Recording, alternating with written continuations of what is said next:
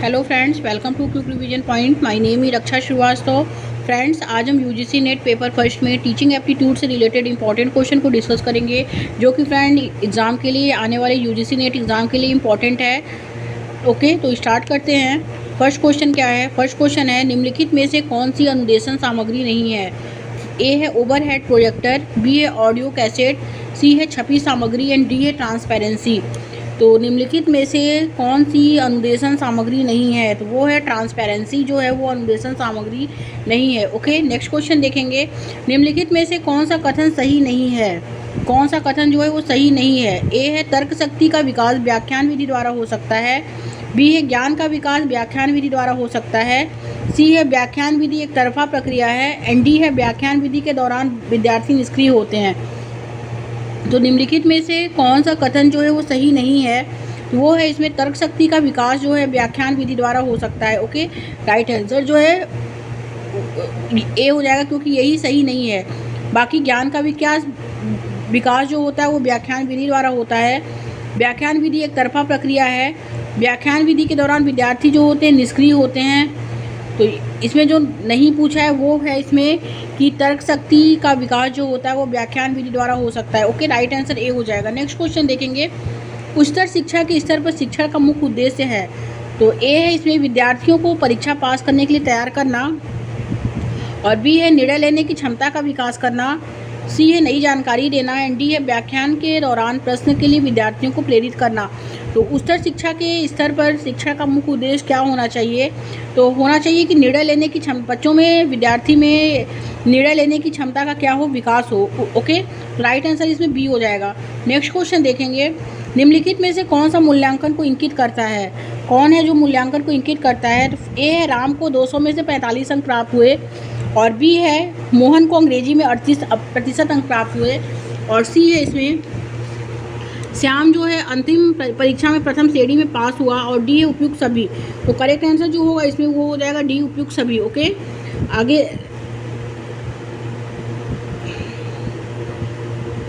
Correct answer जो होगा friend इसमें सी, क्योंकि कौन सा मूल्यांकन को इंगित करता है? तो मूल्यांकन को जो इंगित करता है वो है कि श्याम अंतिम परीक्षा में जो है वो प्रथम श्रेणी से पास हुआ। ओके, सी ऑप्शन राइट हो जाएगा। नेक्स्ट क्वेश्चन देखेंगे। निम्नलिखित में से कौन सा कथन सही है? कौन सा कथन सही है? ए है विश्वसनीयता वैधता को सुनिश्चित करती है, बी है वैधता विश्वसनीयता को सुनिश्चित करती है, सी है विश्वसनीयता और वैधता एक दूसरे से स्वतंत्र हैं, एंड डी है विश्वसनीयता वस्तुनिष्ठता पर निर्भर नहीं करती है।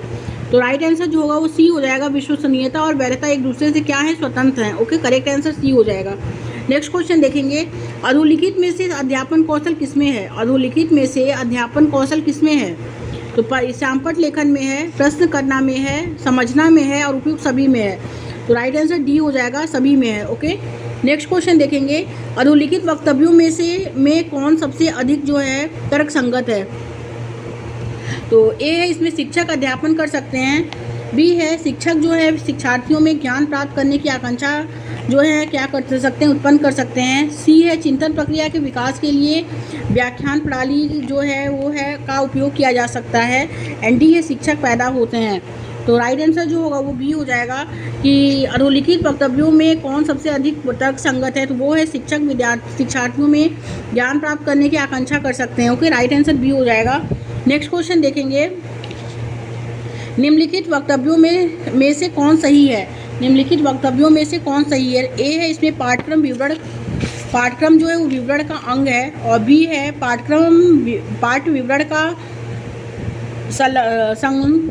संलग्नक है, अंग है, एंड सी है पाठ विवरण उन सभी शिक्षण संस्थाओं का जो किसी विश्वविद्यालय विशेष से संबंध है एक समान है होता है, एंड डी है पाठ्यक्रम किसी विश्वविद्यालय विशेष से संबंध महाविद्यालयों में एक समान नहीं होता है। तो करेक्ट आंसर जो होगा वो ए हो जाएगा कि पाठ्यक्रम पाठ्य विवरण का क्या है, अंग है। Okay, next question. टीम अध्यापन में क्षमता है, किसकी क्षमता है? ए है प्रतियोगिता की भावना के विकास की, बी है सहयोग विकास की, एंड सी है एक दूसरे के अध्यापन के पूरक के रूप में आदत के विकास की, एंड डी है एक दूसरे के अध्यापन में हुए अंतराल को रेखांकित करने की। तो टीम अध्यापन जो क्षमता है वो है इसमें एक दूसरे के अध्यापन के पूरक के रूप में आदत के विकास की। राइट आंसर सी हो जाएगा। नेक्स्ट क्वेश्चन देखेंगे। अधोलिखित महत्वपूर्ण विशेषताओं में से खुली किताब परीक्षा पद्धति की विशेषता क्या है? खुली किताब किताब परीक्षा पद्धति की क्या विशेषता है?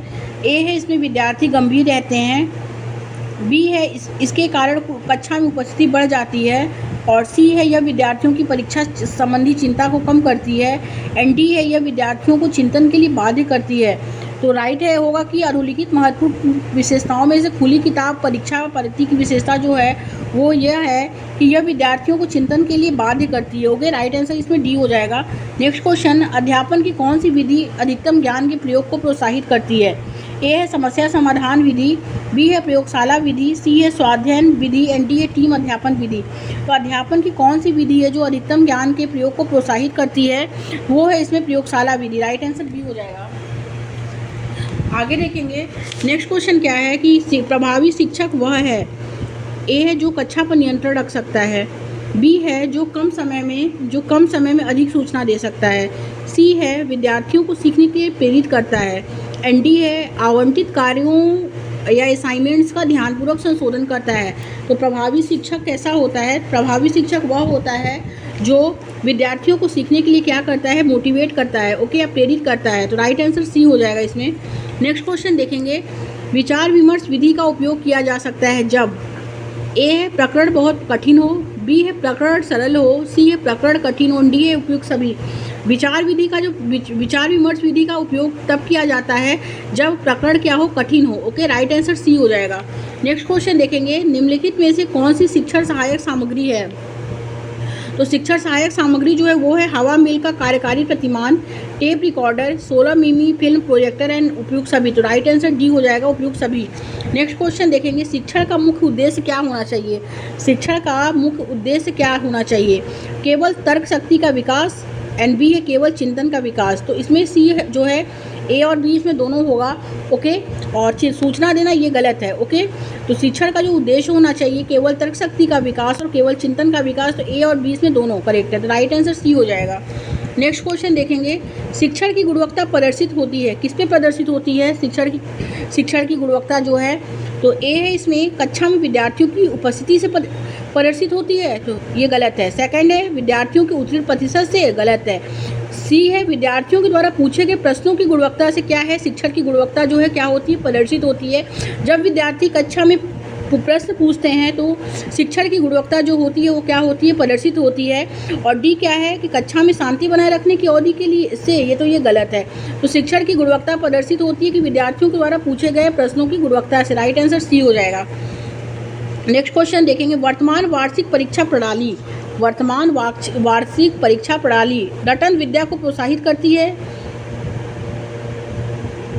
तो ये क्या है? ये करेक्ट है।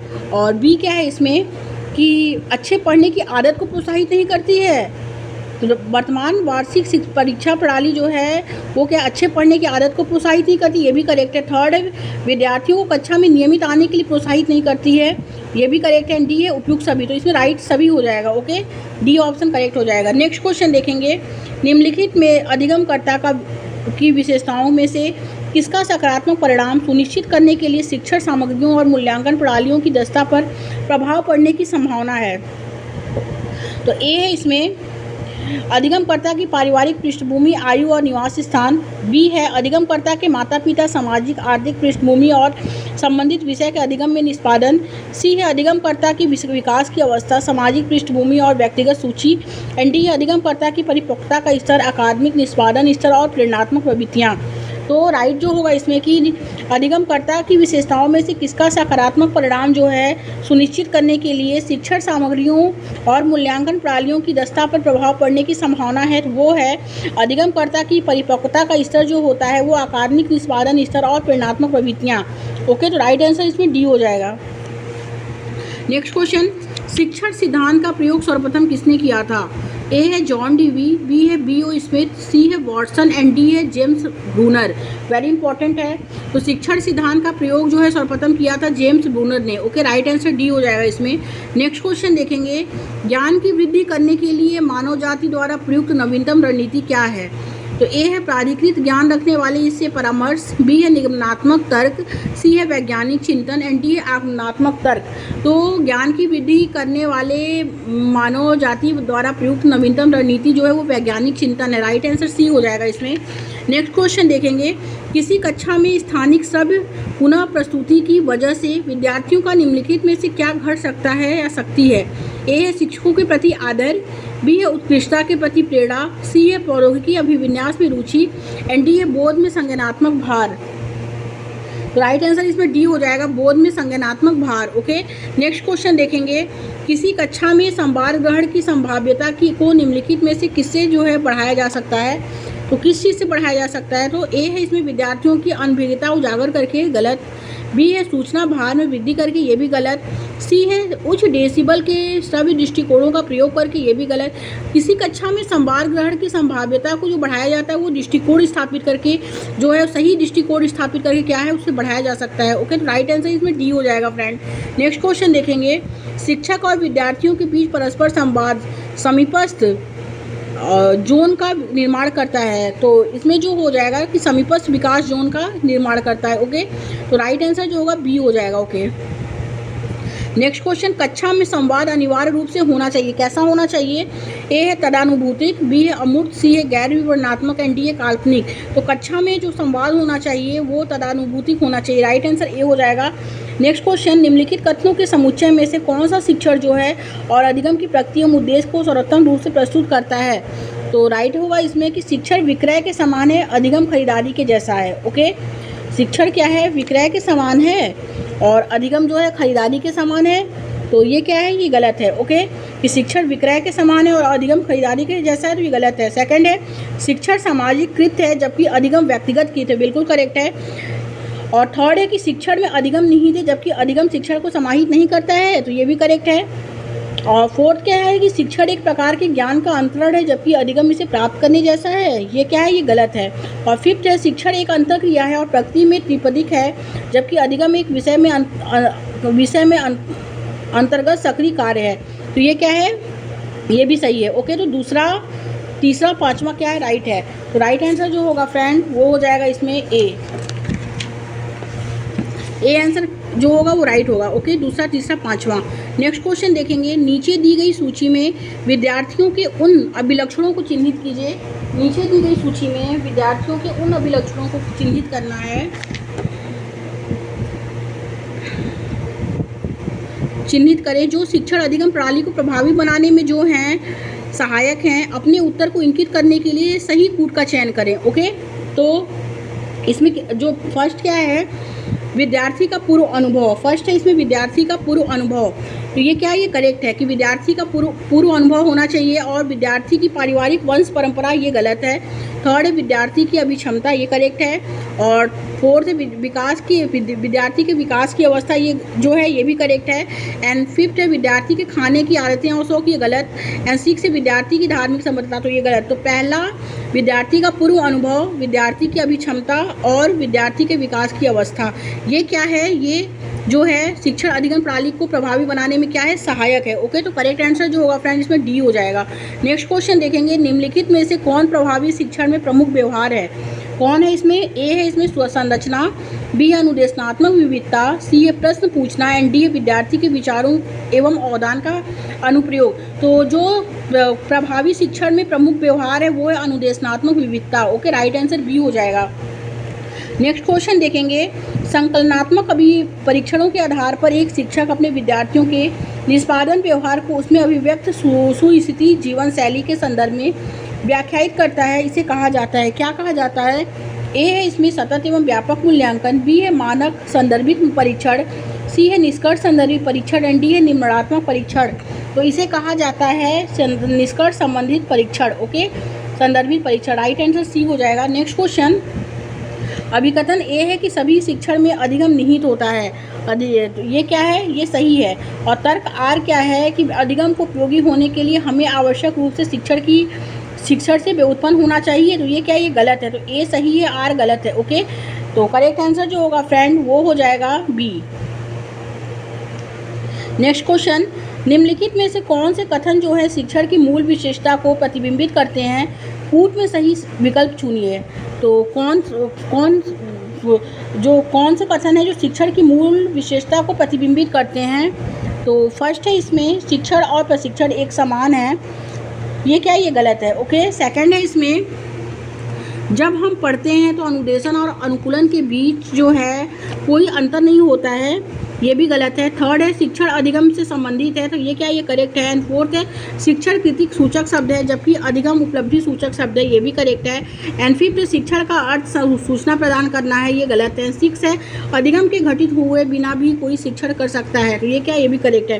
तो तीसरा, चौथा, छठवां क्या है, राइट है। तो राइट आंसर जो होगा वो बी हो जाएगा। नेक्स्ट क्वेश्चन देखेंगे, निम्नलिखित में से कौन से कारक जो हैं शिक्षण को प्रभावित करते हैं?